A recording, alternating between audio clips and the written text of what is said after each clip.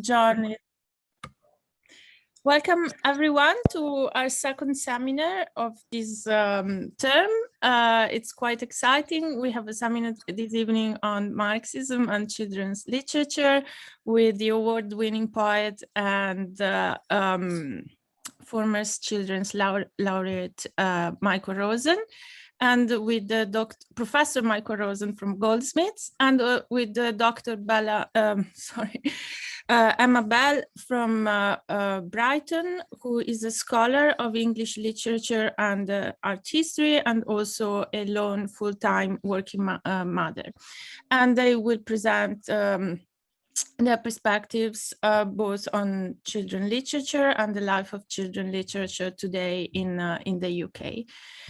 Before we start, Yulia Yurchenko, who is a member of our seminar, will just say a few words about the ideas. We hoped we would organize this kind of seminar for a long time, and Yulia had these ideas, so she say a few words, and then we'll ask Michael to start. Thank you. Thank you very much, Lucia. Thank you everyone for coming. We have excellent speakers today, and I just want to say a couple of words before handing it over to them. So we gathered together, the organizers or whatever we call ourselves, of the Marxist seminar, and we talk about what it is that we want to do in the following sessions and who we shall invite. And we had this conversation a while ago where I shared my sort of sense of being baffled and a little bit frustrated as somebody who doesn't have children, trying to find children's literature for my friends who do have children that I read as a child. And I would like to share those stories with children of my friends, and share some of my childhood with them, and have a little bit of bonding experience, if you like. And what I found out is that two authors who influenced me a lot growing up, Gianni Rodari, Italian communist author, and Nikolai Nosov, a Soviet author. So Rodari didn't have any translations in English at the time, and Nosov had only one book translated during his lifetime to date. And so in 2020, actually, Gianni Rodari's first book by Gianni Rodari was published in English. First translation was published, and so we were having this conversation at the Marxist seminar, and I thought, look, why don't we? It was roughly about, I don't know, last March, and said, look, school holidays are soon. Why don't we have a seminar where we get together parents and friends of children and grandparents and talk about what stories do we tell to the young generation? What tales are there that teach them children about injustice, that teach them right from wrong, that we share through generations, that educate children about the world without making it commodified and Disneyized, if you like. So that was the whole idea, and we've had this conversation on and off for a couple of months, and from that came this seminar that I'm hoping everybody will enjoy, where we as theorists could get very often to talk about very complicated political matters. We need to also remember that we all were children, and the new generation is growing up as well. And what do we teach them, and through which stories do we teach them, and how do we convey the complexity and the injustices of the world around children in a way that they understand, that doesn't scare them, but at the same time, gives them a compass for life, if you like. So I'm going to, at this point, shut up and pass on the words to Michael Rosen. I'm really looking forward to hear what you have to say, and Emma Bell as well. And I look forward to the discussion as well. I really am. Thank you so much for joining us. Michael, please, the floor is yours. Hello. I hope you can all hear me. And so, yes, I'm Michael. I'm going to disappoint you to start off with by saying that what I've prepared is not really, if you like, a list or a survey of radical children's books. I did a book called Reading and Rebellion with Jane Rosen, No Relative, and Kimberly Reynolds, an anthology of radical writing for children, 1900 to 1960. do make your way to that. And I also did a book called Workers' Tales, Socialist Fairy Tales, Fables and Allegories from Great Britain. So those are two examples of books that I've done or have cooperated with others on. And you may see in the room that we have Anne Lazim, who's the librarian at the Centre for Literacy and Primary Education. And Anne is a huge expert and on books absolutely up to the minute, or indeed over the last 30, 40 years. So when Anne joins us in the discussion, please do plunder her memory for books. I see she's already contributed to the discussion by saying she recognized one of the titles that you just mentioned there. The other thing I will say to you, please mute your things, because you'll find otherwise there'll be breakthroughs into the talk. I posted the notes for this talk up on my blog just about an hour ago. So if you want to follow this talk in written form, then you can go to my blog now, which is michaelrosenblog.blogspot. And if you go there, you will find that this talk is up there. So if you put that on your phone or on another computer, if you're a two-computer person, so I'll say that. And the other thing I'm going to say is that though you are a very learned seminar group, I have assumed that some people coming to this seminar today will be unfamiliar with Marxist ideas. So I will be talking about basic stuff of one sort or another that will be terribly familiar to some of you, in which case you can nip out for a pee or have a Mars bar or something, that very radical food. So if that's what you would like to do, so I'm just to warn you of that. So here goes. So there are, broadly speaking, two traditions in Marxist criticism, and that's what I'm talking about today, which we could characterize as the explanatory kind, the analytic one, that is, and the transformational programmatic activist one. And Julia, I think, was speaking more, if you like, within the activist tradition, which is absolutely fine. And of course, people also familiar with the tradition will know that you can, of course, do both at the same time. And indeed, some argue that you have to do both. In other words, you can't have the activism without the theory, and you shouldn't really have the theory without the activism. And it has a name that is very familiar to some people in the room, praxis. So the core idea within Marxist criticism is a metaphor. And that metaphor, very familiar to some, not to others, is called base and superstructure, which is a very awkward translated phrase. And it means the base is the foundations of a building. People forget this. And the superstructure is basically the structure of the building that is visible. So that's a metaphor. And what is in the base, broadly speaking, is what is called the economy, or in Marxist terms, the mode of production at a specific stage in its development. So I know that some of this for some people is sort of unfamiliar jargon, if you like, but mode of production, you might say, for example, if you remember doing history, there was something called mercantile capitalism.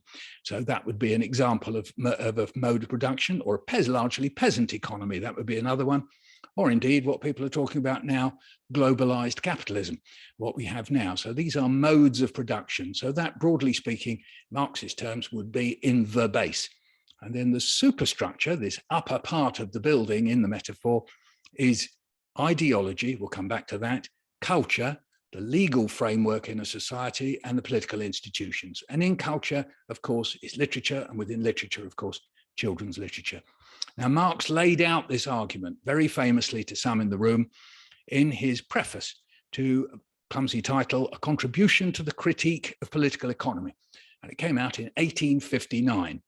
And here's the passage, and I will read it. And if it's too hard to follow, and you can find it to read it over and over again on www.marxists.org. And here is what he said. Some of you will be able to join in with me. It's almost like a poem.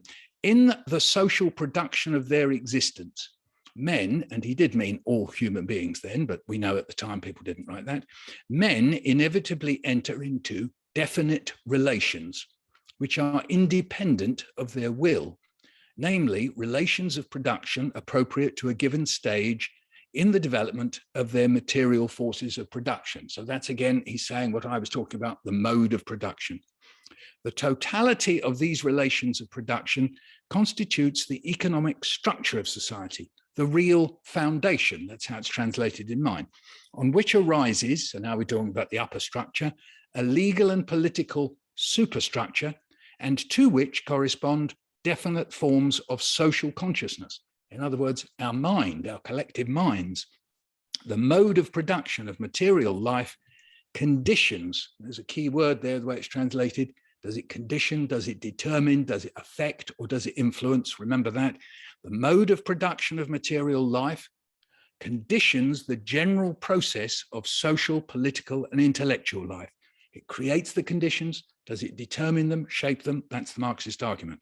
It's not the consciousness of men that determines their existence, but their social existence that determines their consciousness. So this very famous phrase is saying that the conditions in which we live in determines the way we think and produce culture and politics and legal stuff, rather than the other way around. That's Marx's point. So it's clear from the time Marx wrote this, people who both agree with the proposition and disagree with it have interpreted it in very dogmatic ways. And we know this from a very famous letter that Engels, who was Marx's buddy, wrote to someone called Bloch on September the 21st, 1890. So that's 30 years later.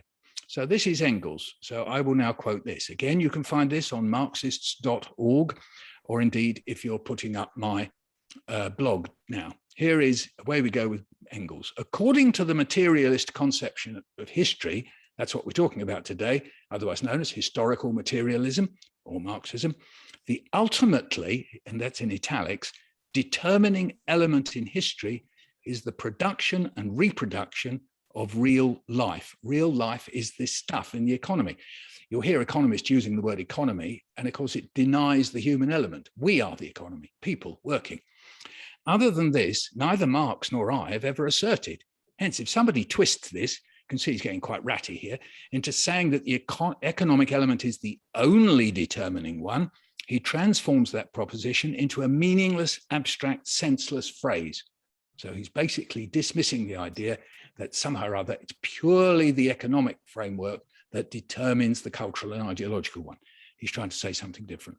The economic situation is the basis, but the various elements of the superstructure, that upper part of the building, political forms of the class struggle and its results, namely constitutions established by the victorious class after a successful battle, juridical forms, that means the law, and even the reflexes of all these actual struggles in the brains of the participants, that's all of us, political, juristic, philosophical theories, religious views, and their further development into systems of dogmas also exercise their influence upon the course of the historical struggles, and in many cases preponderate, that means dominate, in determining their form. So in that little list, philosophical theories, religious views, we can add in culture. There is an interaction, remember that word, of all these elements in which, amid all the endless hosts of accidents, that is, of things and events whose inner interconnection is so remote or so impossible of proof that we can regard it as non-existent or negligible, the economic movement finally asserts itself as necessary. In other words, it's the final determining element of our consciousness, of our culture, of the culture, the law, the politics. It's the final one. Otherwise, the application of the theory to any period of history would be easier than the solution of a simple equation of the first degree. We make our history ourselves, but in the first place, under very definite assumptions and conditions. Among these, the economic ones are ultimately decisive, but the political ones, and we can add in cultural, and even the traditions which haunt human minds, Engels does occasionally refer to spectres and haunting, which I include as culture, also play a part, although not the decisive one. And then he winds up by saying, Marx and I, ourselves partly to blame for the fact that the younger people sometimes lay more stress on the economic side than is due to it. We had to emphasize the main principle vis-a-vis our adversaries who denied it. So these are the people he calls the idealists. So I'll come back to them.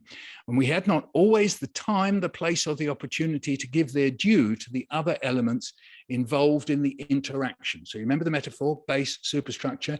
He's now suggesting there's an interaction. It's not a mechanical relationship, foundation, upper building, but an interaction, yes?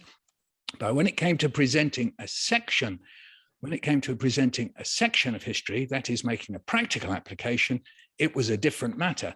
And there, no error was permissible. Unfortunately, however, it happens only too often that people think they've fully understood a new theory and can apply it without more ado from the moment they've assimilated it main principles, and even those not always correctly.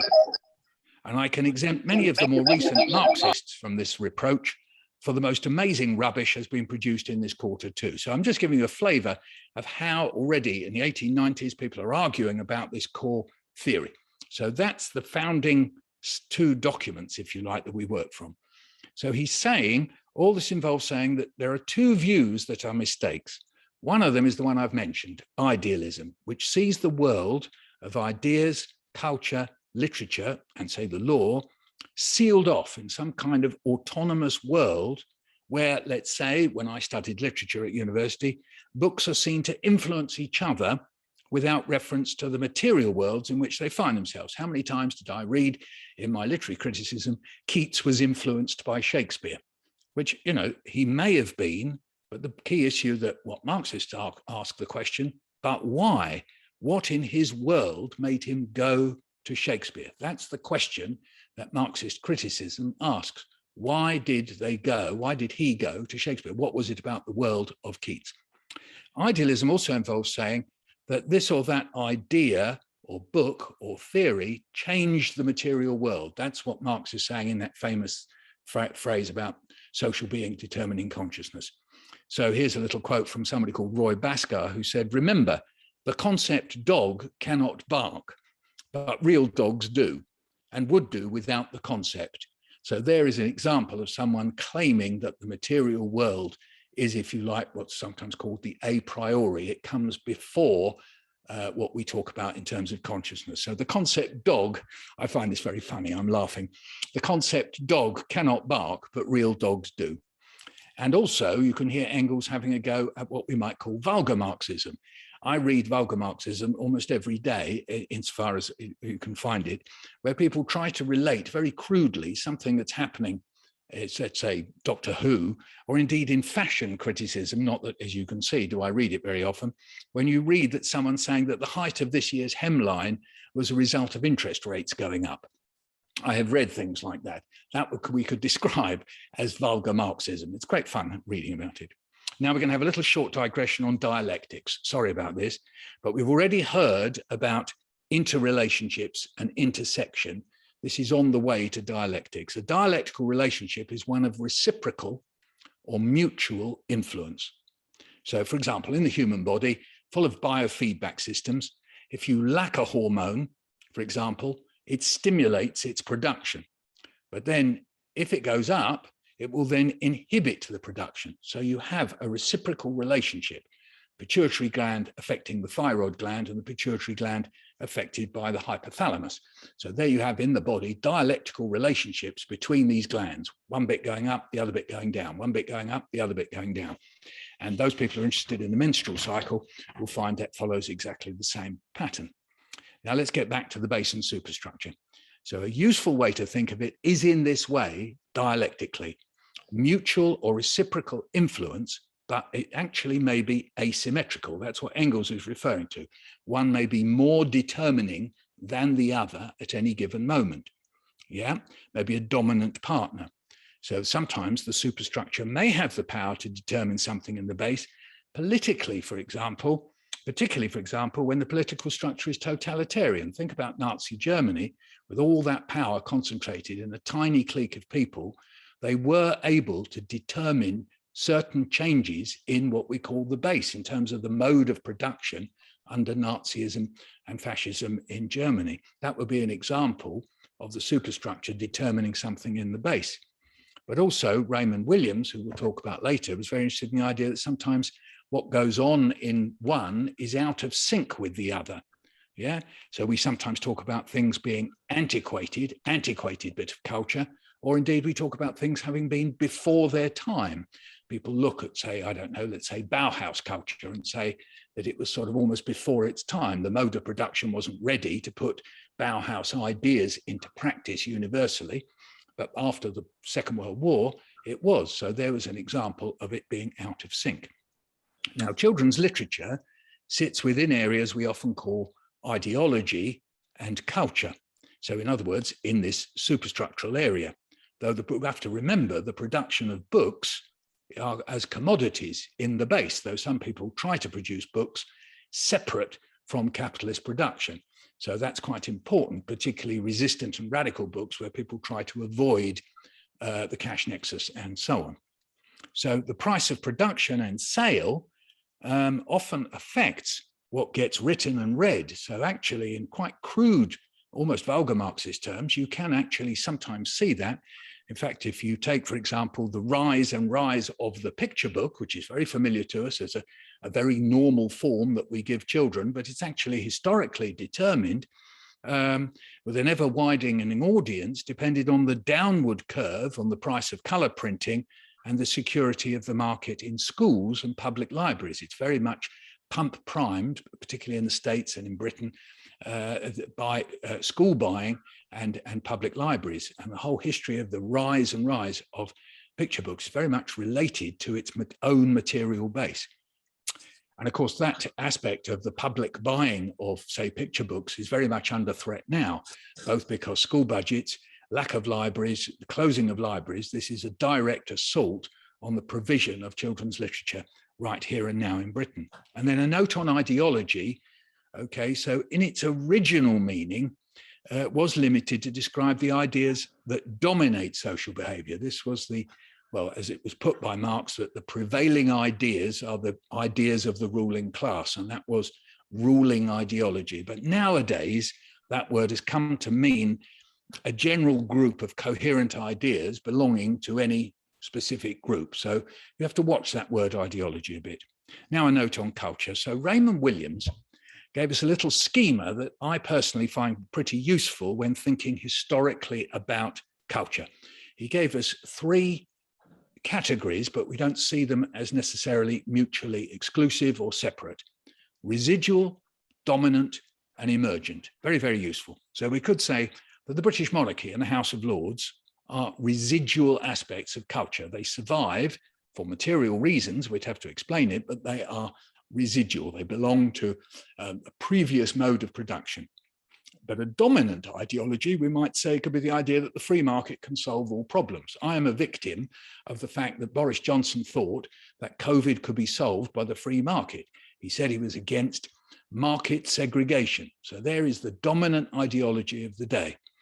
But emergent could be the idea that climate change, or indeed COVID, can only be solved by social, public, and cooperative policies, which proved to be the case with COVID. Climate crisis, we don't know yet, but we will. So now a little note on contradiction. Now, in the field of literary production, 2 writers draw our attention to the idea of contradiction in literature. So if you go to my blog, you'll be able to get these references, but I will say them now. Pierre Macherey, a French writer, who wrote A Theory of Literary Production, and Frederick Jameson, The Political Unconscious. So their argument was, at any given time and place, capitalism creates contradictions. I won't go into those for the minute, all right? But a writer will express contradictions through a work without necessarily being aware of it. It might be his or her unconscious. So think, if you know it, Hans Christian Andersen's story, The Tinderbox. Here we see a soldier who, on the one hand, destroys the residual culture. He destroys, with the help of some magical dogs, it's fantasy, the king and queen, and on the other hand, marries into it. So the story offers us a kind of strange contradiction. The upper order is destroyed, but then the soldier marries into it. Now, the anti-aristocratic movement of the French Revolution, so it actually provide the origins that can be found in Hans Christian Andersen's own life and times. And interestingly, Hans Christian Andersen's father joined the Napoleonic army. Now, also we know that in fact the aristocracy persisted through the 19th century counter-revolutions. So in many of the parts of Europe, not in all, not in France, for example, it didn't persist. And this again is mirrored by Hans Christian Andersen's upbringing in desperate poverty, and then his eventual role as entertainer to the children of Europe's monarchs. So here's an example of the way in which a story can represent contradiction that was there going on at the time through Hans Christian Andersen's life and represented by a mix of his parents and his own life. So what I've just done there is in actual fact one form of Marxist criticism in relation to children's literature. Isolate one work, relate it back to its author, situated, in this case, his life, times, and economic and political conflict, which is in part determined by it. So now let's ask the question, what can Marxist criticism of children's literature look at? Well, it could look at the history of children's literature as a whole. Famously, in this country, we're very lucky to have a book by somebody called Bob Leeson. It's called Reading and Writing. That's a pun. He spells it R-I-G-H-T, Reading and Writing, situating that development and the developments of it within historical, political, and economic change. It's a remarkable book. Now, one observation, again, remember, the book is a commodity, and it could at one time only be afforded by those with disposable income. So though we think of books as ideological, we have to remember that they are themselves commodities. And this went with houses that had separate bedrooms, or the nursery, as it used to be called for middle classes, for children and manufactured toys. In other words, the rise of the middle class. So the whole history of children's literature is, if you like, interwoven with the rise of the middle class. It's not the only history, because there are popular traditions as well, which is what I was wittering on if people were listening, going on about we're going on a bear hunt. But we can come back to the popular traditions that were outside of those commodity relationships at another time. And the books at the beginning of children's literature reflected in many different ways the material existence and the outlook of that class, though some challenged it. I'll give you an example. Treasure Island by Robert Louis Stevenson. The book cunningly shows the stalwart middle-class figures behaving no better than pirates. That's part of the joke of the book. And we know about Robert Louis Stevenson himself. He was a rebel against his very sort of staunch middle-class background. They were very desperate for him to be a lawyer, and he refused, and he became a bohemian and indeed an anti-imperialist later in life. So Treasure Island is a very interesting book to read through the representation of the middle-class figures of the squire and so on for that reason. Sorry, Michael, you have 5 more minutes. 5? Goodness me, I'm only on page 7. Right, I've got 16 pages, never mind. Okay, so So I was going to offer on class, possible to do a class analysis of children's literature. Here is a book called Theories of Class in Children's Literature. I've referenced it. You can take a genre of children's literature and explain its development in relation to social forces. Someone very notable who's done that is Jack Zipes. Also Dennis Butts you can find, and also Catherine Castle, for example, in Britannia's Children, Reading Colonialism Through Children's Books and Magazines. You can find all this on my blog. Or you can take a particular author and situate them, just as I did with Hans Christian Andersen. You can take a single work and relate it to the economic situation of the time and place. I've tried to do that in my book called The Author, which you'll find that Alex Kalinikos helped supervise me for my PhD on that one. And online on my blog, do please look at it, my essay on Beatrix Potter's Tailor of Gloucester. So do Google that. I've done a Marxist analysis of the Tailor of Gloucester. And then you can also look at the social structures of reading and the reader. So, for example, a woman wrote a book called Constructing the Canon of Children's Literature. So in other words, you can see that reading is not some independent, autonomous act, but in fact is socially constructed. And of course, this takes us into the areas of what we call new historicism. And I've provided some examples there. For example, Beverly Naidu's book, Exploring Racism, Julia Hope's book, Children's Literature about Refugees, and others there. And you can take thematic approaches too, and you'll find I've given plenty of examples of that. And you can also use, and this in fact relates to some things that were said in the introduction to me, using the criterion of collective versus individual. So a core piece of dominant ideology is that the individual rules. In other words, that the individual is self-creating and creates their own world. This is a key aspect of bourgeois culture. Now, a vast amount of literature celebrates this, though some offers, in a sense, that individuals come out of social, historical, and economic circumstances. Charles Dickens, Great Expectations, Thomas Hardy, Tess of the D'Urbervilles, and in children's literature, Hansel and Gretel. A terrible tale of child abandonment. The Grimm's versions of it always indicate that this was a time of famine and that the parents couldn't afford to go on bringing up their children. In a way, Hansel and Gretel is a tragedy born out of famine. And there are many other examples that you'll see.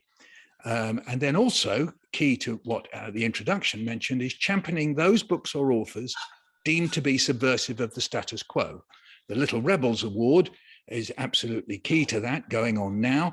Please look at all the past lists of all the books on the Little Rebels Award, but also have a look at our book, Reading and Rebellion, My Workers' Tales, and then also Tales for Little Rebels, a collection of radical children's literature edited by Julia Mickenberg and Philip Nell, and Learning from the Left, Literature in the Cold War, and so on. And I've given some more examples also on my blog.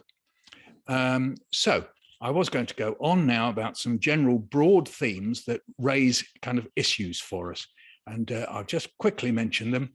So I've already mentioned contradiction. Children's literature often ends with a resolution, which involves a solution, a redemption, and a homecoming. Is this, in a broad sense, conservative with a small c? The world may be tipped upside down in children's books, but by the end, usually it's not. Or in my phrase, Kafka was not a children's author. Yeah. Across the whole children's literature, there's the issue of the ideological representation of childhood itself. One theory is that we've never escaped from what's called prelapsarianism. That's to say, children are deemed somehow or other to represent the state of humanity before the fall as it's represented in the Christian Bible in the Garden of Eden. In other words, children are deemed to be more innocent, more natural than us fallen adults corrupted by sex and money. Yes, think of the role of the redemptive role of the children in the Mary Poppins film. There's a perfect example. So a direct contrast to, for example, what was going on at the same time, which is the Victorian semi-enslavement of children in manufacture. And then almost in direct opposition to that, there's a whole role for children's literature, and we on the left are guilty of it as well, but there you go, is that children's literature can improve, as if somehow or other there's something wrong with children. And this, of course, ties in with another strand through childhood and the ideology of childhood, which is that children are somehow or other born evil. And that is one strand of Protestantism, particularly Martin Luther. He said that that was a key thing. We are born evil. And so there is a whole sense in which you have these two major strands that compete with each other in children's books. On the one hand, that, oh, aren't children lovely because they're innocent and they frolic about, they do all sorts of lovely innocent things, whereas we adults, we're damaged by sex and money. And on the other hand, children, they're little bastards. They were born evil, and we have to do nice books to improve them. And so we have to look out for this on our side, that if we think somehow or other, you know, children are, you know, they compete or whatever, or they're individualist or whatever, and we can somehow improve them through socialist books, we need to just look at that as well. Okay, so I probably have to stop there, but you'll notice from my blog that there's another 2 or 3 pages and my little Marxist analysis of where the wild things are. But we'll have to leave that for another day. Okay. Thank you so much, Michael. Emma, are you here? I know you have some issues with the access to Zoom. Is everything all right? Can you see and hear me? We can hear you. I don't see you, but I think you will appear. Well, you're not missing very much, so no, she is here. I saw a video. There is a video, Lucia. Yeah. I can just talk over the top, and if technical issues prevent it from going ahead, then I'll just try and do my best. Okay. Well, thank you very much, Michael, because that talk was really informative and really helpful. There's quite a few points that I want to sort of pick up on. I've got 4 sort of points that I wanted to make. I'm coming from the perspective of an English literature teacher, but also a lone parent who's very interested in providing good books and helping my child to read, but also who has struggled sometimes to actually access literature. So Michael talked about the production and distribution of literature as being one of the main points that Marxism should take an interest in. And of course, socialism has a long history of printing and of there being socialist printing presses and providing alternative material. It's always been at the heart of activist work. And it's great to see so many translations of different books. So Yulia had mentioned this wonderful book here. Telephone Tales, which she provided a copy for me by Gianni Rodari, which has slowly become one of my son's favorite books. It's an actually beautiful book with lovely stories in it. But getting access to materials that aren't necessarily within the mainstream can be quite difficult. So at the moment in Britain, we have a situation where libraries, over 800 libraries have closed in the last decade, and there are 200 libraries earmarked for potential closure. The mobile library service is been cut down to practically non-existent, and also libraries within children's centres and hospitals and things like that are also being cut down. As a lone parent, the library is one of the most important places that you can have access to. So being able to access literature for children is very much about being able to fund it, and it's not always easy. So with the closures of the libraries, it's not just about what books are being printed and how people are able to access them. It's actually being able to access them at a certain cost. So the closure of the libraries is something that anyone interested in Marxism and children's literatures, I think, needs to pay attention to. Also the various different, so yeah, the four main points that I wanted to make was first about production and distribution, and emphasize that bookshops are all very well and good, but they're not accessible to a lot of people. So when my son was very little and I was having to pay extortionate childcare costs, one of the two main ways that I could access literature were either through the library or through charity shops. That, going into Waterstones or something like that and buying books was, simply beyond the means of very many people. So it's about how we access literature and changing the ways in which literature is accessed and how it's funded. The second point I wanted to make was about schools, and particularly the approach to literacy and learning within schools. So the preferred system at the moment is called synthetic phonics, which is it has been a rather controversial system. Which is about breaking words down into different sounds.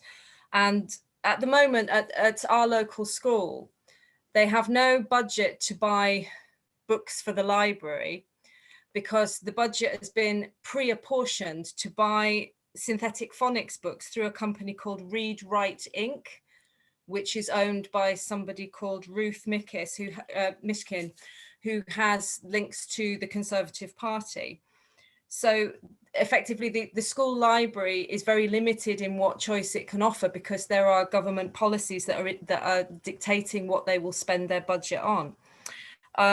So with all the budget cuts to schools, there's a certain amount of sort of preferred literature that's going through, which is interesting in terms of what ideological content that there is within those books. Schools do offer access to free books through this thing called the Bug Club, which is online literature that you can read online, but that requires having a computer that works, and we've already seen that mine isn't working that very well because it's probably about 20 years old. Having a computer that works or having a smartphone, and that being able to afford internet access to do that. So it's still not free. There are still financial barriers to being able to access literature. There's also World Book Day, where a preferred book is given to each child. But it seems to me that the economic barriers to accessing a wider range of literature needs to be something that we need to be thinking about. So at the moment with schools, it's called the School Accredited Phonics Scheme.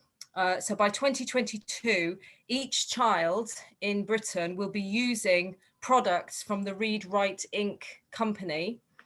And those are the only products that they'll be using for learning to read. And I think that's hugely problematic as well, that it's just coming through one source. And what's being emphasized there is the approach to learning to read rather than the content of the books themselves, which aren't kind of being addressed at all. So that's my second issue.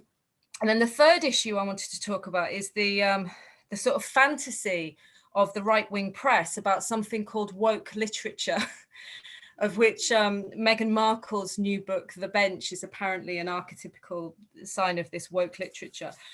There's a fantasy that the classics are being cancelled, or that they should be cancelled. And as Michael pointed out, there are ways of reading. It's not just a straightforward dissemination of ideology from you know, from superstructure through author straight down to reader. You know, reading is I think, what did Michael say in his thing? Reading and readers are socially constructed. I think that's what you said, Michael. Give us, yes, nod, good, okay. So, you know, for example, there may be an argument that Beatrix Potter is attached to the classics, but there are ways of reading it. And when you're reading with small children, it's a shared experience, and you're talking about this story, and you're asking questions. Well, what do you think this character should do? And why do you think that happened? The book is so much more than just words on a page that are not being kind of directly transmitted into the family unit, that, you know, they're being sort of negotiated and talked through. So, you know, Michael provided the example of the reading of the Taylor of Gloucester, I think, the Beatrix Potter book, that can be read in a certain way.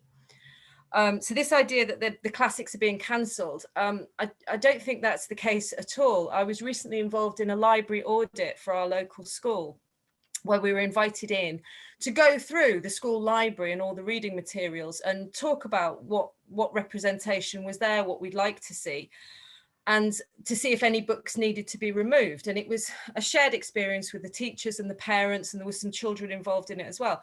Very few books were chosen to be thrown out. Very, very few. The pile to get rid of was actually really, really small.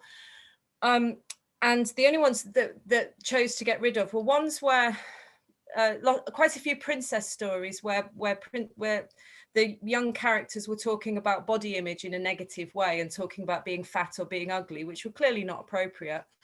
And one or two books where it showed school in a negative way, with sort of very strict teachers and detentions, and that normalized bullying. So the pile to get rid of was actually really small. And it wasn't about reducing the amount of books. It was about saying, what don't we have? And then trying to raise money through parent contributions to add more books on, and asking parents, you know, what sort of books do you want? So our school was unable to fund that themselves because of austerity cuts to school budgets and having to provide all of these read, write, ink phonics readers. So they've had to ask parents to make donations. And because each classroom needs a book, they need up to 17 copies of each book. I mean, it's, you know, tens of thousands of pounds worth of. So the school is trying to raise money at the moment to do that. And if they didn't have to buy this preferred provider phonics books, it may be that they could spend more money in the library. But the Daily Mail accused contemporary children's of authors, and this is a direct quote, of, quote, indoctrinating toddlers into the idea that life is all about struggle. So a particular Daily Mail article from last month quoted the author John Butcher, who had written a book against critical race theory, to say that children's literature that approaches the idea of activism actually, according to him, reinforces divisions between people and normalizes the idea of victimhood and suffering. And it was almost as though the game was up for Mr. Butcher, and he didn't really want that to go ahead.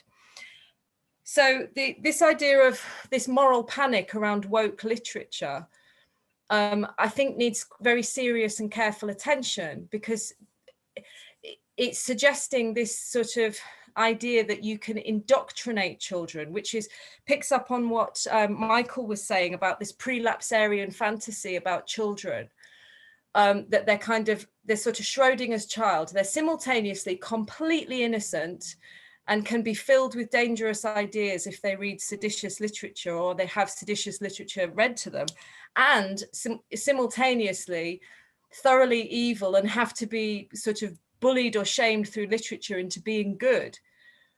And neither fantasy seems to me to be particularly tenable or fair on children. But this is the war that the sort of red tops are playing over children's literature at the moment.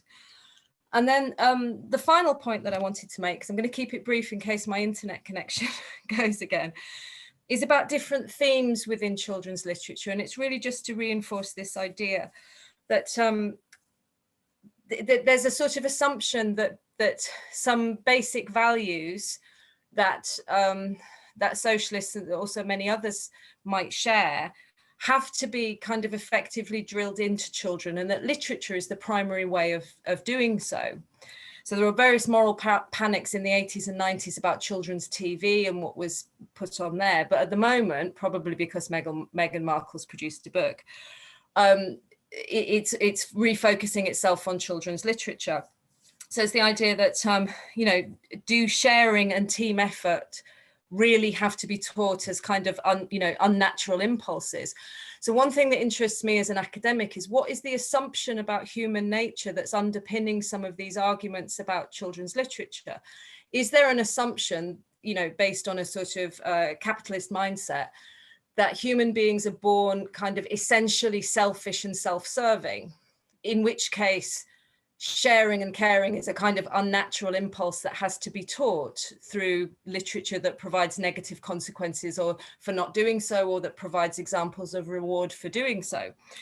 And I think that's a wrong assumption to make. So I'm interested in some of the ideological underpinnings of these arguments against and for, to some extent, woke literature, about what the assumptions about human nature are. I mean, to the best of my ability, to the best of my knowledge, Marx didn't have that much of a coherent theory of human nature. He said, as Michael pointed out, that consciousness is a product of conditions rather than the other way around. So so I would just like to question the assumption that children's literature is really a place where there is this sort of great struggle for hearts and minds going on, that human nature is kind of being tinkered with or tempered with, or that, to quote the Daily Mail just to finish, that children are being indoctrinated into ideologies that might threaten the dominant class or the dominant ideological system. And I will end there because I'm not too confident about my internet. I hope that was enough. Thank you. That was great. Thanks so much, Emma. And thanks, Michael, of course. I think what we could do now is just to start collecting a few questions. I know Julia wants also to say a few words, but maybe if there are questions from the floor first, please raise your hands. I see there are some questions also in the chat, but if you're still here, please just raise your hand.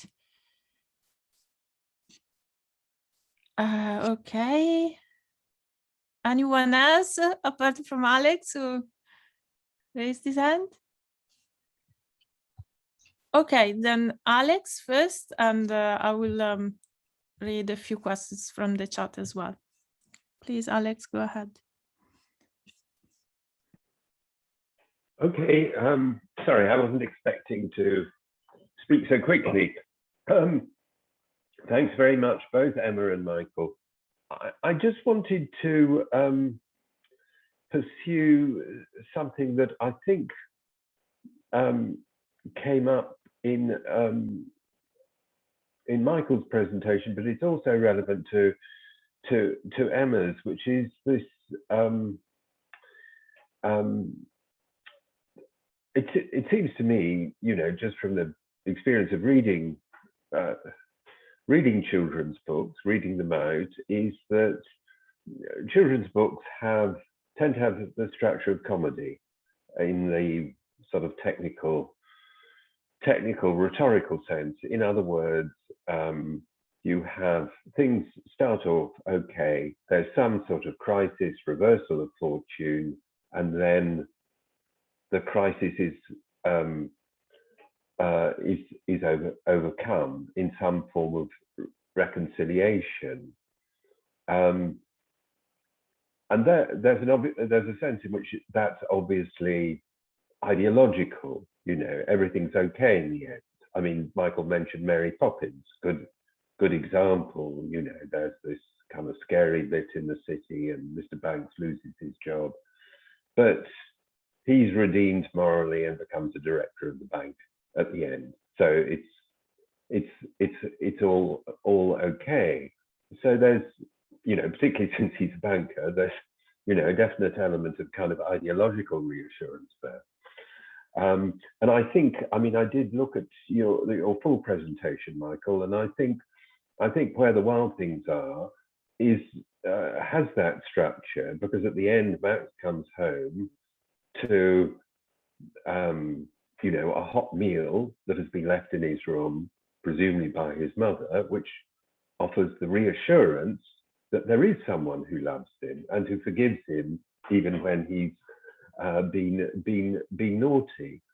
Now, one problem here is, you know, as you said, Michael, children's literature can't be like Kafka. In other words, you can't tell children, you know, that, you know, you can't, you know, starting, you know, a child's version of King Lear would not be a brilliant form of children's literature. It seems to me, and I think that one of the ways in which children's books can be subversive is in at the point of reversal. What happens in the point of reversal? And again, Where the Wild Things Are is a good example of that, because there you have, you know, Max presiding over all the wild things, becoming king of the wild things, and engaging in kind of collective, you know, dancing and playing and shouting and roaring and all that sort of thing. So there's a moment of anarchy, which is, you know, one of the most attractive things in the book. So maybe it's not so much the kind of form of children's stories, which on the whole, you know, things do end up okay in the end, and there are good reasons for them to be okay, since these are books for children, often quite small children. But, you know, in the process, there are all sorts of things that can happen that give intimations of different and more exciting ways of living. I'll leave it at that. Thank you. Michael, do you want to ask a question, or you have, because I would like to collect a few questions, if that's all right. Oh, we don't hear you, Michael, sorry. I was just going to say, I'll keep stum if you like. That's all right. I was just going to respond, but that's fine. You must collect up other people. Yeah. Yeah, let's collect a few. I see that Peter Vlachos had his hand up and had written something. Okay, so Peter has left, but I thought he asked an interesting question about the Little Rebels, because he said, well, it sounds like the Little Rebels approach is something similar to the old Jesuit adage, give them to us till the age of 7. So like still a kind of social engineering, but for progressive ends. Okay. I read this question. I see Michael wants to respond first, and then, yeah, Emma, please. Right. Peter has misread the situation. You know, remember, the dominant ideology prevails. That's what we mean by it. So even the Daily Mail stuff going on about woke literature, this is a form of social panic when the ruling class starts to lose some confidence. So when they're fully confident and fully think they're fully in control of the system, even when they're not, then this need for the war on woke that Emma's been talking and others have been talking about in the chat and so on, the point is that primarily their stuff wins. Emma's drawn attention to the way in which they're controlling literacy, which I've written about many, many times, and the whole use of the phonics and so on. But more than that, as I've put in the chat, they're controlling through the SATS tests the means by which children interpret. In other words, they say that you must do what's called retrieval, inference, and chronology, okay, and not open-ended interpretation. We used to think open-ended interpretation was all very liberal. So it's quite interesting that the counter-reformation of this lot in power now has moved so far that they won't even allow for open-ended interpretation. Michael Gove, when he was the Secretary of State, on one occasion said it explicitly. So when Peter is asking, well, you know, this little rebel stuff, it sounds a bit like Give Me the Child, the rest of it. This is a pinprick, it's nothing. You know, the radical books, and they exist both in the mainstream and also some very interesting experimental stuff that goes on, as I say, outside of the Cash Nexus, or from something like the Kids Can Press from Canada, and many others that Anne Lazim could refer to if she's still with us, and that we've included in Reading in Rebellion, and we're thinking of a volume following that from 1960 till now. these books exist, but they're very marginal, as indeed is the left. So what we're looking at is a phony panic. So, if you think, oh, well, somehow or other, we're in control of the nation's children, and that it's all going on because Meghan Merkel, who after all is peripheral herself, the idea she is somehow in charge of anything, she's an offspring of an offspring of the aristocracy that is itself redundant. So, the idea that Meghan Merkel is like determining, how the world thinks is an illusion that's carried on in the panic pages of the Daily Mail. So we have to be very wary about the idea that somehow or other the left are in control, and the way in which we're represented. Absolutely. I couldn't agree with you more. I mean, the word that keeps springing into my mind, of course, is recuperation, and is the idea that any resistance to dominant ideology coming through children's literature will be in some way recuperated, and that's already happening. So in terms of this fake war on woke, it's merely the sort of disgruntled mutterings of people who don't like the fact that some books have two dads in them, or that there's a drive in libraries and in school libraries in particular, just to try and represent more social groups and more types of families within the literature that's there. It's actually just about representing who the children are and what their family background is. But moving from a sort of, middle-class white cis het family to a more diverse group is seen as an attack. So I think in this fake war on woke, which I totally agree with you that it is, it's a spectacle, it's a diversionary tactic, and it's an illusion. It's suggesting that, the traditional heterosexual nuclear family is under attack, which of course it isn't. So it's this fake idea that then allows government policy and various other things to then double down on the control of literature, and teaching solely through phonics is really, I think somebody in the comments mentioned that it was sort of seen as a skill for the labour market rather than reading for pleasure, and cutting down, as Michael points out, the idea of interpretation and open-ended approaches to books. The war on woke is a fantasy that's there to allow them to double down on what prescribed literature, should be and how it should be taught. So, I would agree with you there, but I would be interested to look at the effects of recuperation on some of the literature that's representing sort of more diverse groups and more diverse family structures. That's all I have to say. Thank you. Julia, would you like to come in? Yeah, I want to stick the picture of Johnny Rodari on the screen. Oh God, how do I do it all day, every day, and I forgot how to screen share the screen. Oh, I'm disabled. The camera, but I can't really. It's not very good. You can. No, I you got can one now. here. I got a slide specifically You for that. can now. You can now, Julia. Specifically for that reason. Okay, there we go. Share now. Great. Why does it not let me? Oh, because I need to do. Is it sharing? Can you see it? Yeah, just do that. Just doesn't want to go. Oh, there we went for the full screen. Yeah, so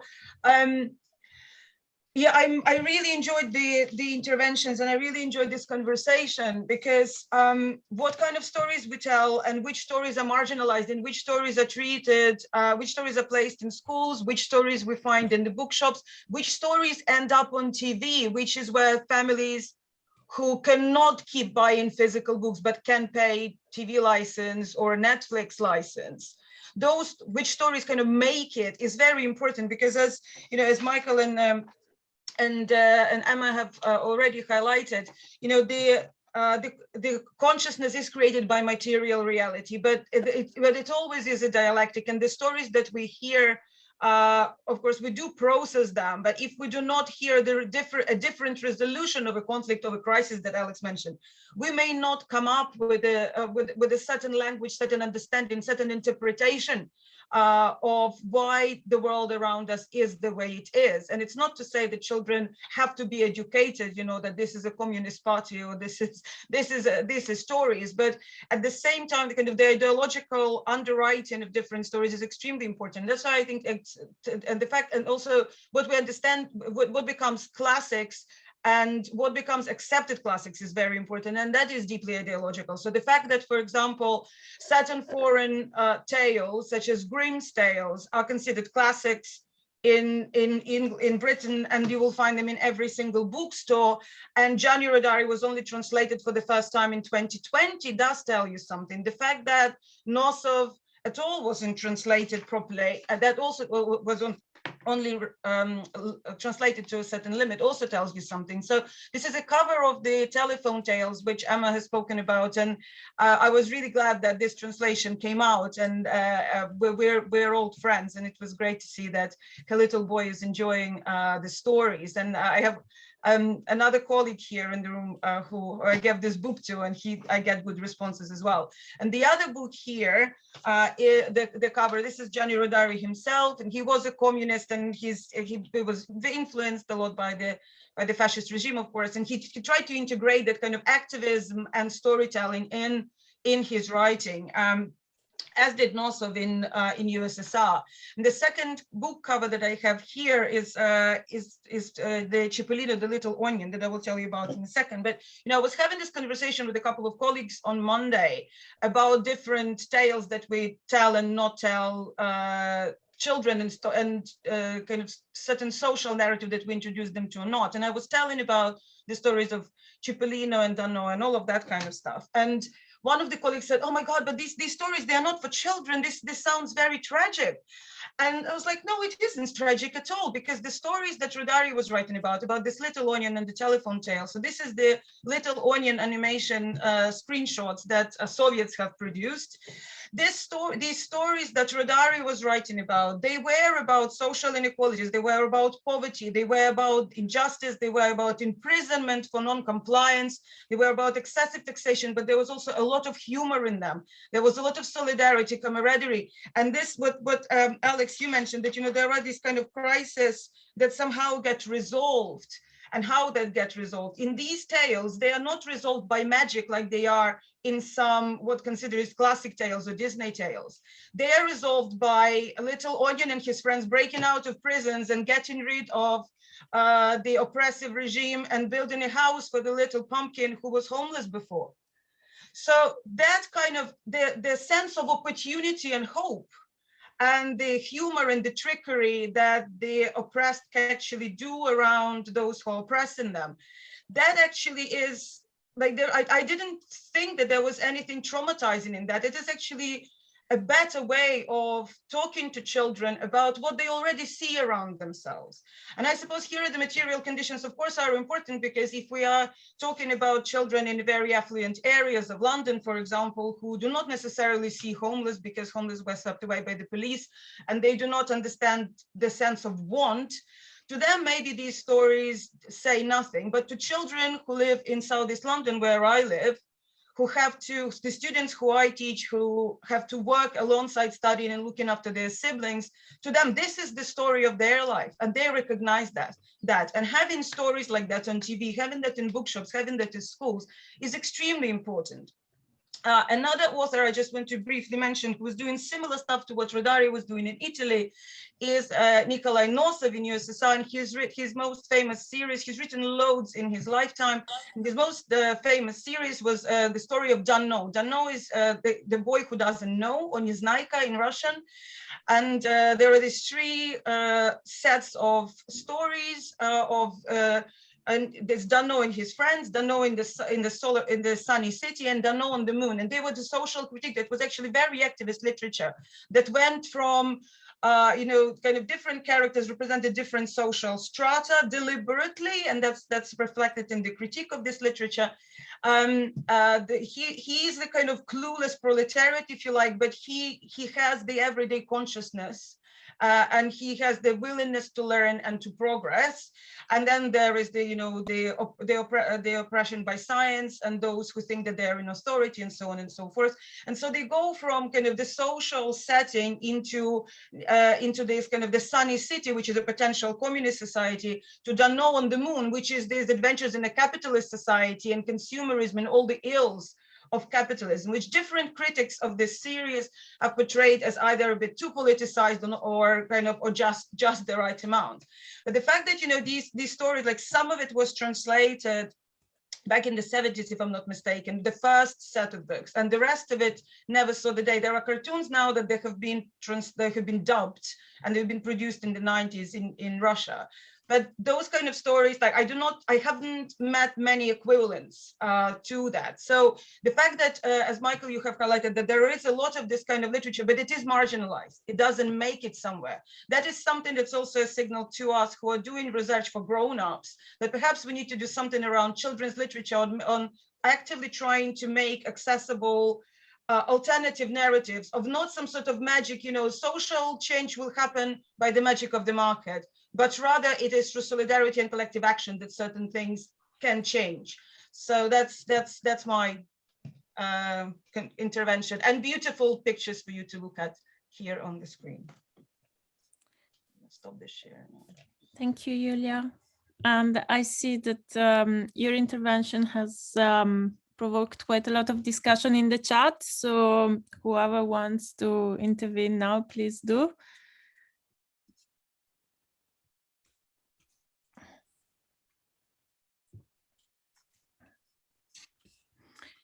If not, I have a few questions that I collected from earlier on. Well, one, Peter, you seem to have come back. You went away, but if you're still around, Peter, and you want to ask your question, Peter Vlachos, please do. And then Beverly Naidu, do you want to ask your question, Beverly, instead of me reading it?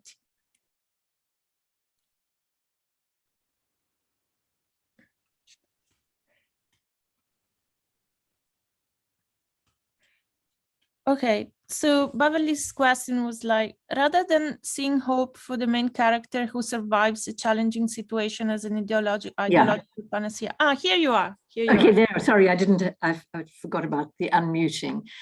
Yes, I was thinking about Alex, and I might have misinterpreted what he said, but talking about in children's literature, hope being like rather an ideological panacea. Everything comes okay, you know, it's all right. But actually, I think those of us who throw our characters into really challenging, you know, social, political situations, certainly I'm talking for myself, the challenge I find, having thrown my characters into something, yes, they're fictional, but actually these situations are very real for young people. For me, the challenge is in how on earth are these characters going to get through this situation? And they have to get through that situation in a way that's credible.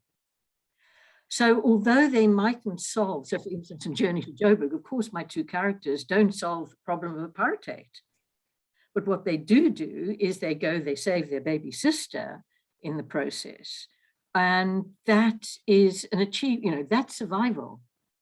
Because I think that people who are, you know, people who live in very oppressed situations or, you know, dealing with, you know, the huge challenges that society is throwing to them and the way power is abused, they have to survive.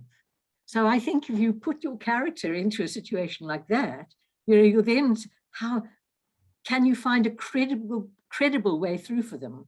And yes, you also have to, you know, you're not going to pretend that they've actually solved the entire, you know, they haven't saved the world, but they have actually, you know, saved themselves or saved whatever, you know, for another day.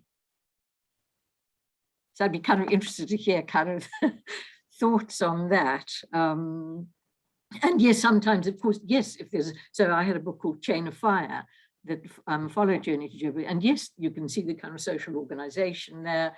That always helps. But I think in, you know, I've got a book that probably, I don't know if it is the least read here, but to me, it's probably the one that's the closest to exploring British colonialism, and that's Burn My Heart, which I set in Kenya. And in a way, you might say that, you know, well, it has actually a pretty awful ending. But it was one of those endings I just thought, hold on. You know, what happened in Kenya in Britain's last colonial war was terrible. So I had to find a way, and I kind of hope that by the end my readers aren't totally depressed, but actually thinking, well, at least one of my main characters has learned something. And sometimes maybe that's an achievement. If a character has actually reflected, you know, my boy Matthew, whose grandfather had dispossessed Mugo's grandfather, you know, he's made a terrible mistake. He's made a terrible error of judgment, terrible moral failure. And at the end, I think he realizes that what he's done has led to this, you know, this awful ending. And so I think there are challenges, you know, I suppose, you know, and there are different kinds of fiction, aren't there? So, yeah, and so, you know, anyway, I'd be interested to know kind of any thoughts on that. It was just to think, you know, it's not all just happy ever after.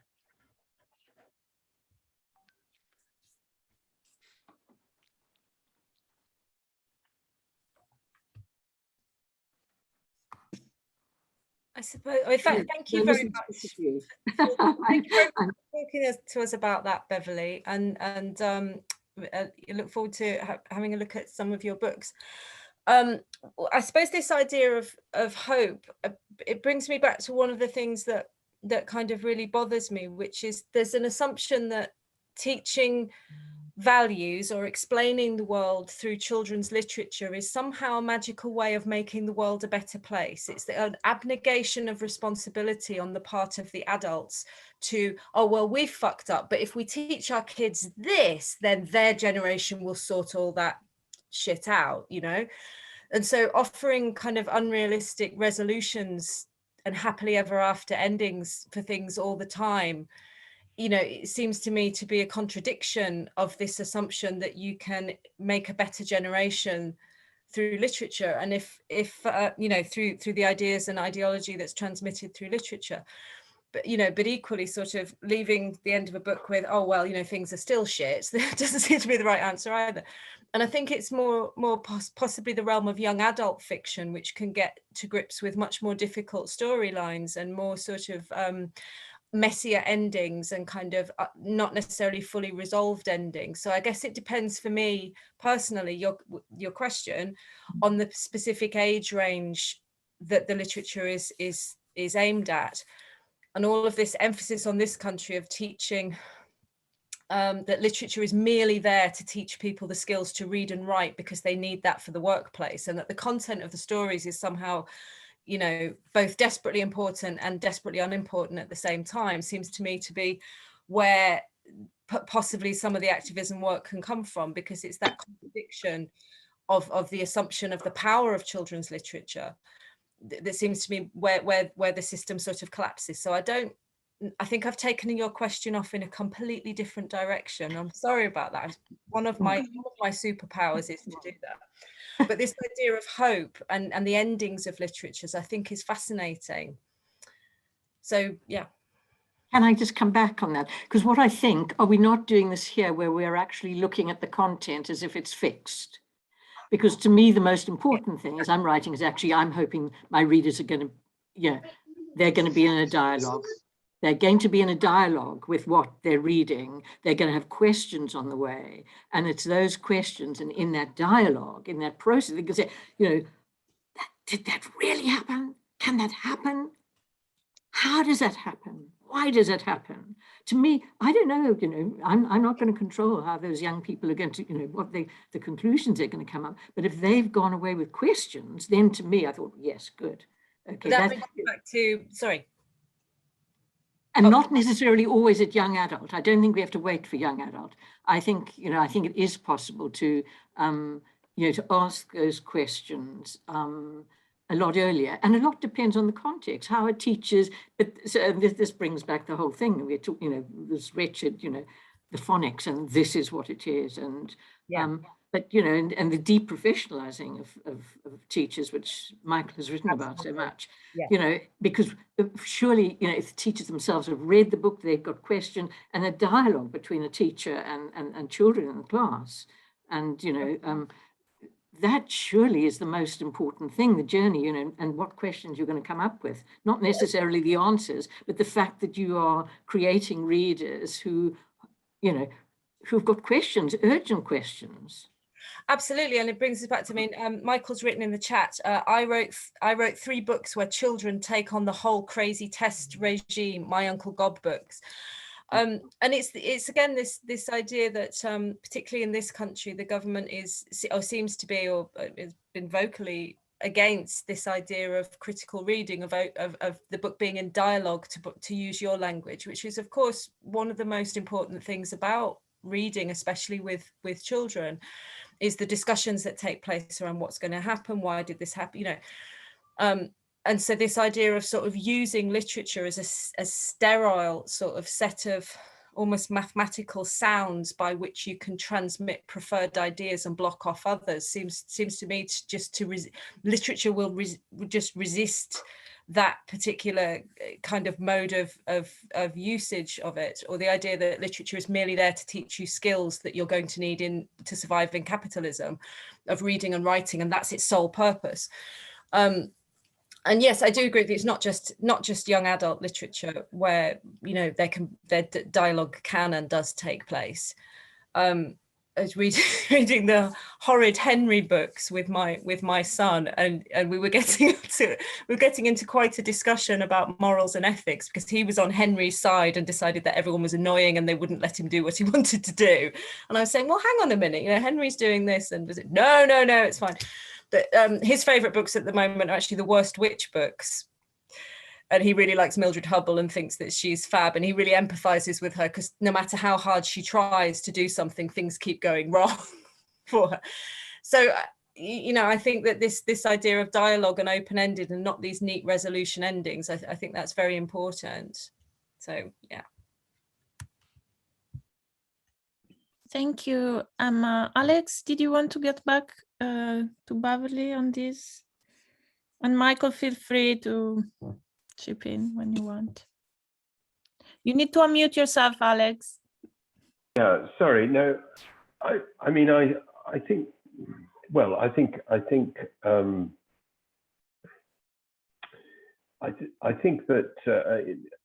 the age of the child does make a difference for how far you can take the open-endedness and so on.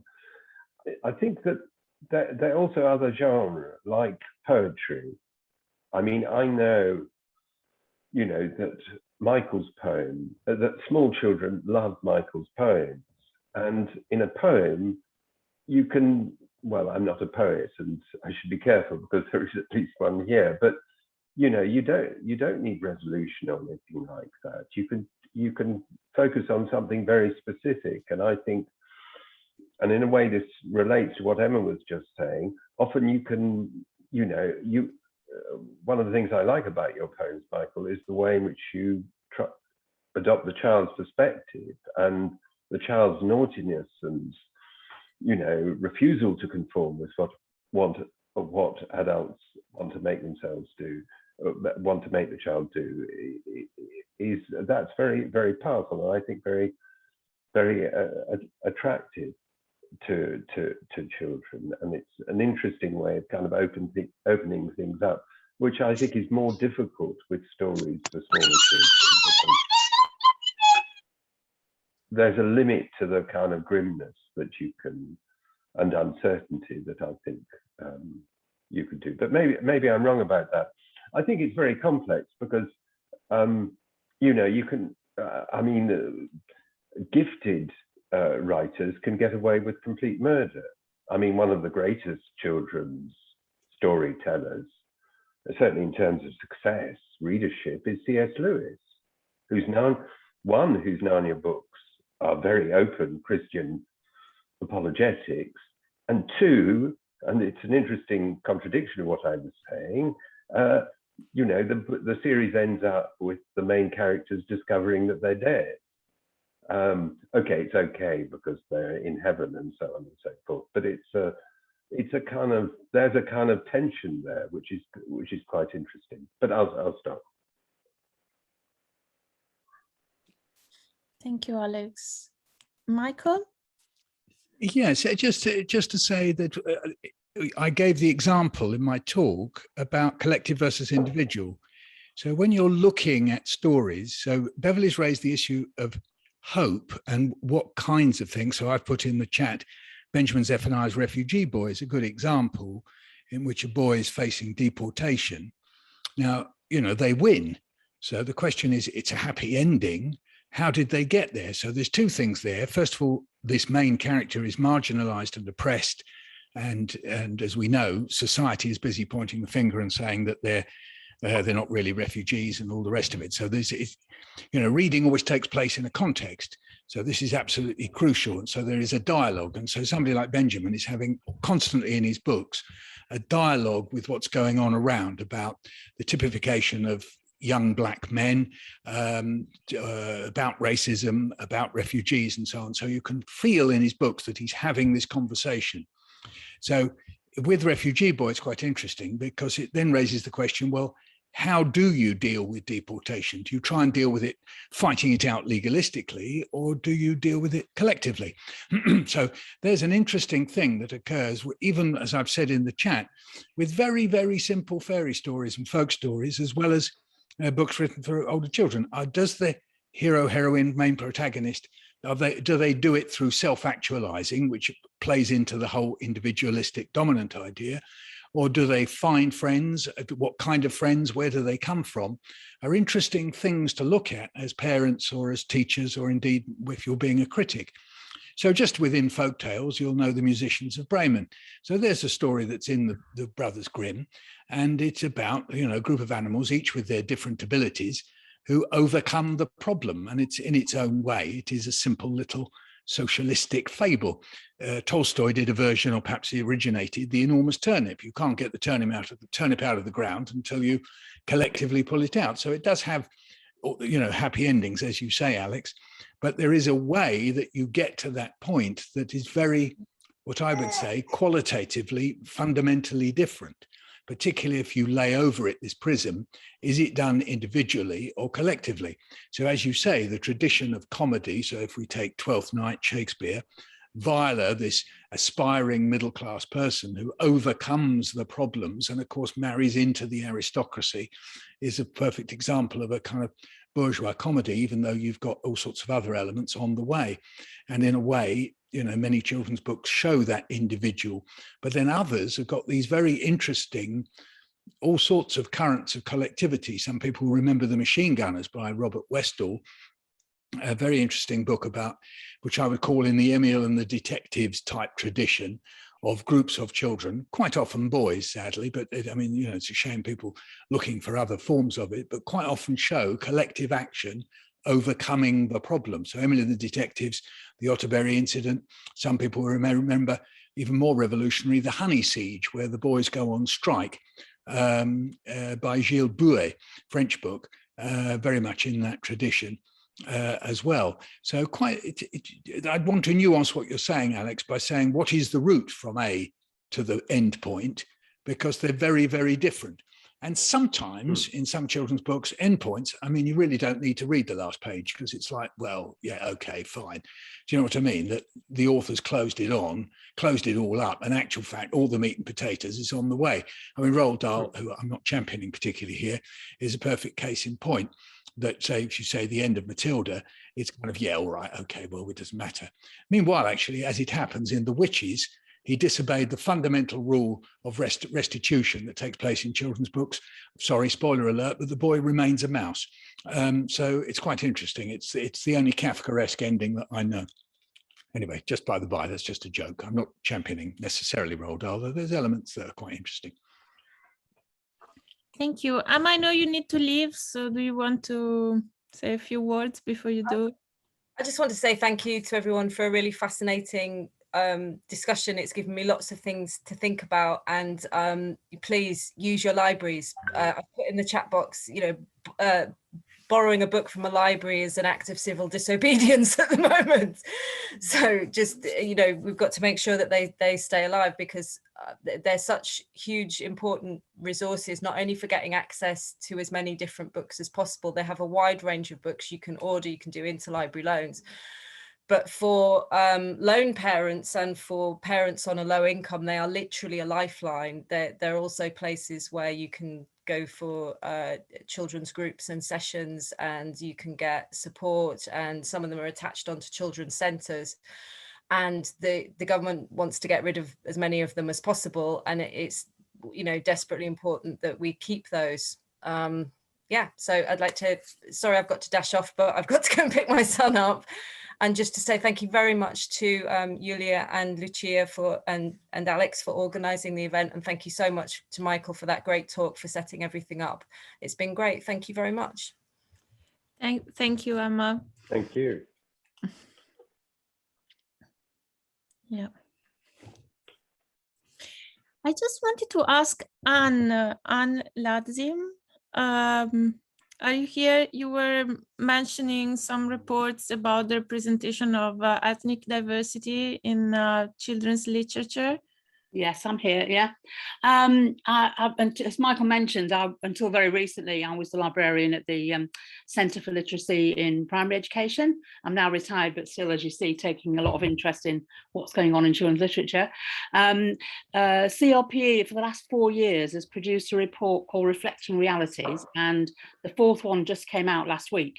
What they've been doing is examining forensically the children's books published in the previous year. Looking particularly at ethnic diversity. I think the plan would be to look at other things like gender and class perhaps later on, but it's a big job, so that they've started with that. So they've found that actually things have improved a bit, but have a look at those reports, because they're quite brief, so it won't take you very long, but they're come to the point very clearly and suggest ways forward for how things can improve. And don't try and encourage the publishers to think a bit more about what they're doing, and they are listening, it seems. Yeah, well, most of them. Yeah. But smaller publishers, it's a different situation. I think there's some really good small publishers which are doing good things, but there's also, I think, there used to be quite a lot of community publishing some years ago. So local bookshops like Centerprise, Peckham Book Place, and those have gone now. So that kind of local publishing is sort of faded away a bit. Although I guess people can still do things, produce things on the internet that they couldn't do before. So, yeah. Thank you.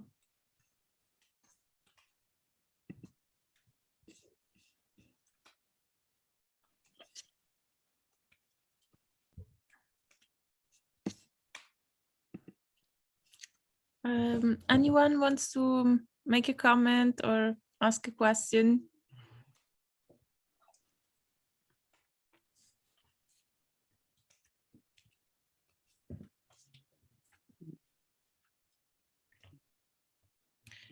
Okay, well, maybe give Michael an opportunity to round up his final comments in the chat.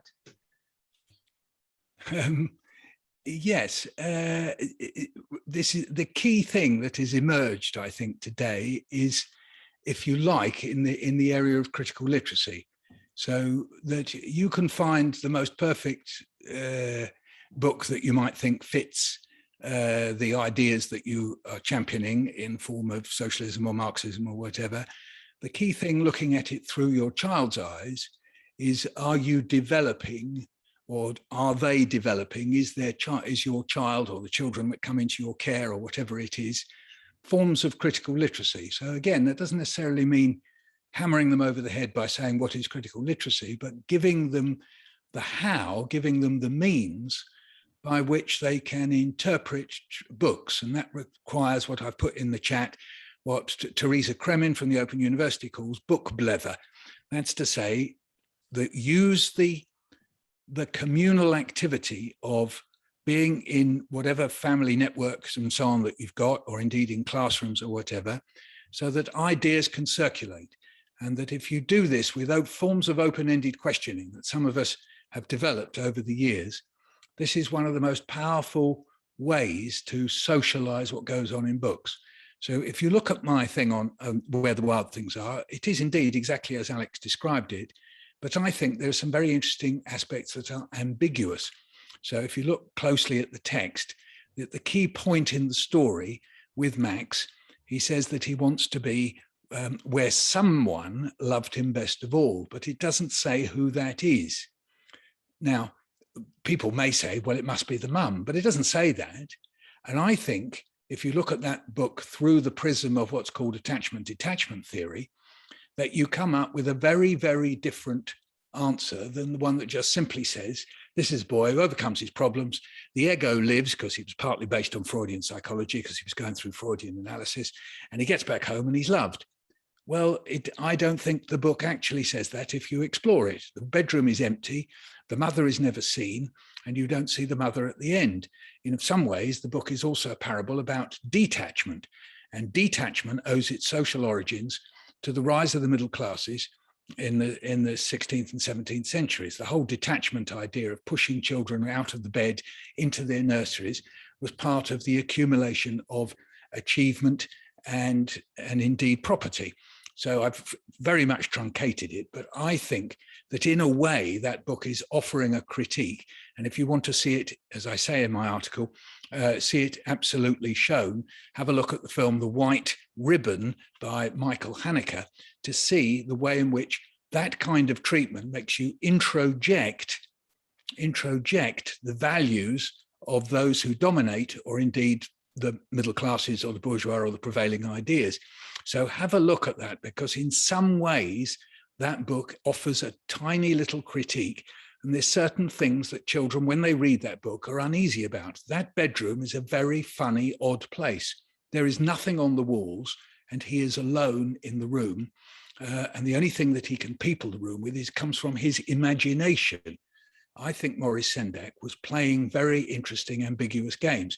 You will only find that if you get away from retrieval, chronology, inference, and yes, if you just get away from purely treating literature as if it's a box of eggs, you open the box, take out 6 eggs, and you've got all your marks. But in actual fact, you can't eat the eggs unless you cook them, interpret them, in other words. And that is absolutely crucial. So that for me seems to be one of the really important themes that's come out today. Thank you so much. I also wanted to ask a question just to conclude, since we started before we let everyone in. You told us that you wanted to conclude your book on Let's Go on a Bear Hunt with Let's Expropriate the Expropriators. So how do you think, since we are talking about the endings of books, so how do you think the Let's Go on a Bear Hunt would change with that final sentence? That was purely, I was being utterly facetious. You shouldn't have said that. That was just me, because I believe it was Stalin who said that, and that my father and mother in their own time were Stalinists. I was being utterly satirical. No, interestingly, with We're Going on a Bear Hunt, is it finishes with saying we're not going on a bear hunt again. So this is a folk rhyme. So as I was saying just before we came on, the root of that book finding its way into the public domain in the way it has into being a book comes via a whole strand of thinking and looking at popular culture. That came partly through what went on in the Soviet Union in the 30s, where they were questioning what kind of literature do we want, don't we want, and the rest of it. And it was a combination of Maxim Gorky and some others, himself a great writer, that Maxim Gorky said we shouldn't throw away all that old folk literature because some of it has very positive heroes. And in fact, he in fact championed somebody who is one of my favorites, Till Eulenspiegel, who I've put in the chat room. And I wrote an adaptation of those stories myself, who was a very interesting dissident, subversive trickster figure, came through folk literature. So when you're looking at Bear Hunt, the reason why I was performing Bear Hunt was because I come in part through that old folk tradition. You may know Folkways records or Topic records in this country, singers like Ewan MacColl, the folklorist Alan Lomax. These are people embedded in that folk tradition of one sort or another and championed it, partly for those reasons, because of the thing that Ewan MacColl always put, is that you cannot just simply regard the working class as being dispossessed by the ruling class, because you say if the working class are able to produce the surplus, is it not possible also to say that somehow or other the working class are able to produce culture, and indeed do? That was Ewan MacColl and Alan Lomax's life works. Go to the Alan Lomax archive, go to the Ewan MacColl archive, and it was precisely that where they put their emphasis. You may disagree with it, but if you look and study the Alan Lomax archive, believe you me, you come across some of the most beautiful resistant prison ballads, for example, coming out of the United States. We're going to catch that grizzly bear, or Long Gone John, who escapes, and so on, and many other things. So in Bear Hunt, you say, we're not going on a bear hunt again. And what you'll get if you perform it orally is that all the children will say, oh, yes, we will. So in other words, in socialized reading, the ending is, in a sense, is like subversive. It means the opposite of what it is. Well, of course, we're going to go on a bear hunt again because it's such bloody good fun. So already that you have there an ambiguity in the last line. If you ask the SATS type question, what are the children going to do? You know, what happens, or what are the children thinking at the end? You'd answer, they're not going to go on a bear hunt again, which is plainly bollocks, because in actual fact, of course, they are. So there's an interesting dialectic, dare I say, between what's said and the children's response. Then you turn over the page, and in the beautiful artwork of Helen Oxenbury, there is the bear. But the bear is neither defeated nor, if you like, victorious. It's neither. The bear is in a state of ambiguity. Every school I go into, the children say, what is the bear thinking? What do I say? I say, you tell me. So I socialize the response, and you get a wonderful set of responses. Some say that the bear likes paddling in the water. Some say the bear wanted to be friends. Again, totally against the idea that they're all going to get the bear and then they're scared and then all clear off. The children put their own interpretation, say, well, he only wanted to be friends. Yeah. Some say that he wanted to go shopping. I've heard that several times. I don't know why, but they say that the bear wants to go shopping. So what Helen has done is created, again, we were talking about ambiguity, it's created a beautiful coda that is neither a happy ending or an unhappy ending. It is an ambiguous, strange ending, using the principles developed, after all, by Rembrandt, that you can express emotion through form, right? So there is the idea that if you show somebody in a kind of hulked up position, that you can then lay on it an interpretation of emotion. Staggering achievement, it seems to me, and makes the book, if you like, three-dimensional in ways that if she had followed anything that I'd suggested would have been complete rubbish. But because Helen went with this whole idea of, as it were, physically fleshing it out with the art that's been learnt through the Renaissance and, I say, Rembrandt, that's what she does. So then you give the scope to 2-year-olds, 3-year-olds, 4-year-olds, 5-year-olds to speculate about what this whole thing is about. So I'm only giving this example not to trumpet, something that I've done, because it all comes from Helen, but to show you that in these books, there are these elements of ambiguity. My facetious line about expropriate, that was just complete rubbish, and I'm very angry that you pulled me up on it. No, I'm not. No, absolutely. Very funny. No, it's all right. I'm saying that big tongue in cheek. Oh, there you go. It's all right. I know that. No. It's if you had the kind of background I did, my father used to sing to the tune of the Vulgar Boatman. The workers sit in the hovels, a picking of their lice. The socially necessary labour power determines the commodity price. And my dad used to sing this because I think it used to come from student Communist Party meetings. So I was brought up with these cliches, if you like, taken from Marx and others. And so there they were mocking themselves, to be fair. So when I said expropriate the expropriators, that was me just being comical about some of the way in which our studies that I've, after all, tried to pursue in this talk today are sloganized and made trivial by this way. So I was just mucking about. Anyway, you know that. You wouldn't believe it, but some of the parents in this room, that's how they interpret the end of that book.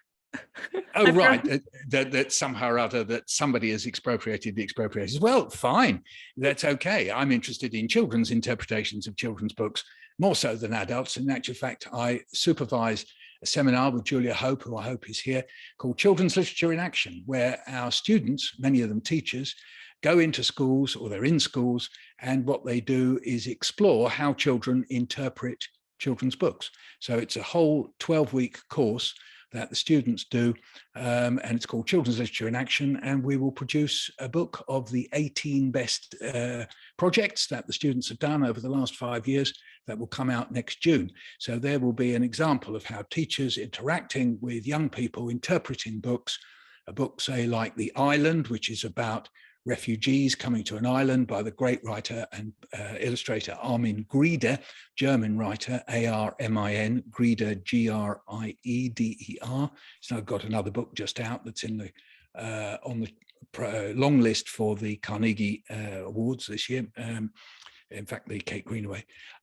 So, you know, we have students who've looked at books with students and with their own students in class, children and so on, looking at the way in which they interpret when they're not constrained by retrieval inference and chronology as a pure and simple way, but when they can actual fact sit and discuss with open-ended interpretation. So we explore that. So that will be a book in June. Please do look out for that. We will. Hans put up his most recent book. There you go, Armin Grieder. The other book was called The Island by Armin Grieder. Yeah, The Island. Very challenging book. Thank you, Michael. Julia, do you want to say anything before we leave? Just to thank you, I suppose. Thank you for an absolutely fantastic discussion. It so lifted my spirits. It was just so great and so well received. And I just one thing, I think we should have more of these meetings because, well, Michael, you haven't finished your speech anyway, so we need to have a meeting about that. But generally, I think we, as I suspected, you know, we get so far into the kind of the dry and the heavy of theory so often that we forget that about this, you know, the production of life, what Michael, you opened with, right? The production of life, what we do every day, the new generation that's coming in, but also children in us, who also like a good story, who need a bit of nurturing and nice and a creative discussion that also allows us to have a perspective and a step away from certain ways in which we get set. I think there is much more in children's literature of various ages that there is much more in it in terms of what it can offer to adults than we sometimes think. And we can really get out of our own, we get set in our ways and our theories and our lenses. And being put in front of a story, or in the middle rather of a story, because we are co-creators and co-interpreters of every story, that pushes us to think differently about things, and also doesn't automatically mean that we start kind of theorizing about stuff. It can help us progress intellectually as well, if this is what we want to, but also it's a bloody good fun.